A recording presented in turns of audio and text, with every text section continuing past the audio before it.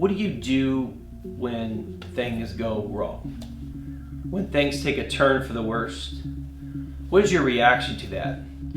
Some people, they get mad, they get angry. Some people get sad, can slip into a depression. Other people just cry. Many of us deal with things that are heartbreaking in different ways.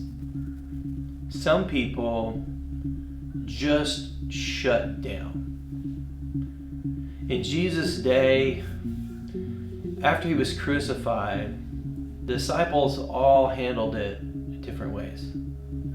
They had so much invested in Jesus, if you think about it. Many of them left their livelihoods behind and they followed him. And he did the miraculous. He saw them, multiply food. They saw him heal the blind and the lame. They saw him cast out demons.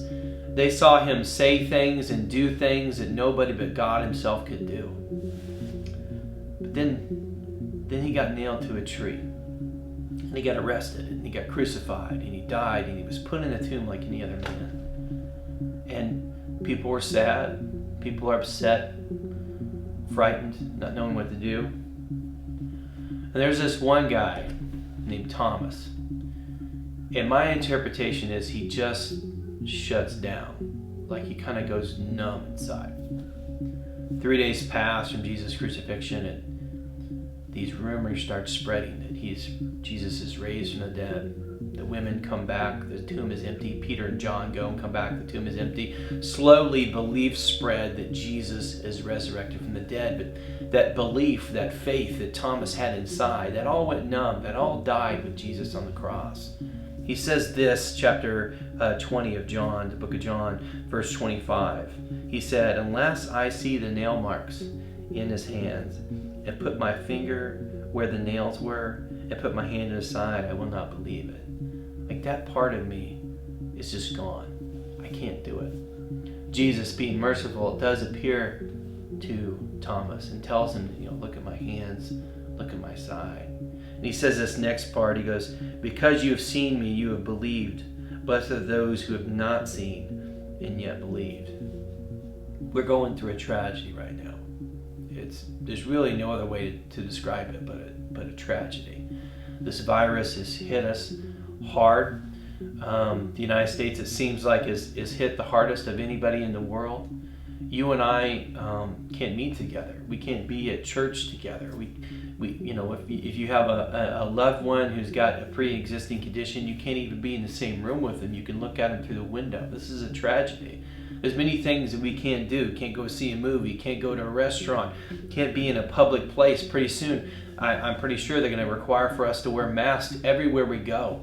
People have lost their jobs, lost their livelihood. Some people have lost their retirement. Over and over again, the tragedy's hit, and every day it seems like something new is happening. And some of you are just shutting down. There's no way. I have people asking me all the time, when do you think this is going to end? When do you think this is going to end? And as a pastor, I don't know. But I can tell you assuredly that it will end. That I am confident the economy will bounce back, that jobs will bounce back. I'm confident that you're going to get back on your feet. I'm confident God is going to protect us through this all. I'm confident that we'll meet again as a church and be able to embrace one another. I'm confident that life will get back. But I don't want it to get back to normal.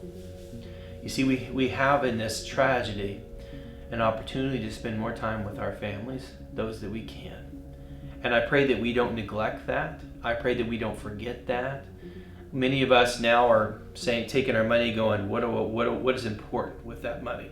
Whereas before, some people might have just been spending it frivolously. I pray that we understand that that's a resource that God has given us to do good for others, that we would be good stewards of that money. I'm confident of all these things. But more than anything, I hope you don't doubt our God. I hope you understand that He is going to get you through all of this. I pray that you can't see it right now. Thomas couldn't see it and he didn't believe, but I pray that even though you can't see it, that you'll believe it. He is our hope in this tragedy. He is what is going to get us through this. Our faith, it helps us rise to this occasion. I hope that you're taking this time to draw closer to Him. Before, time was an issue, and those of you that aren't essential employees have a little bit more time on your hands to read His Word and get in His Word, and I hope you're doing that. But more than anything, I pray that you don't doubt Him through all of this. I pray that at this time you don't withdraw from Him, but you draw close to Him. And I'm not telling you because you draw close to Him that nothing else bad is going to happen. I'm telling you when something bad happens, and it's happened, He is the one who's going to get you through.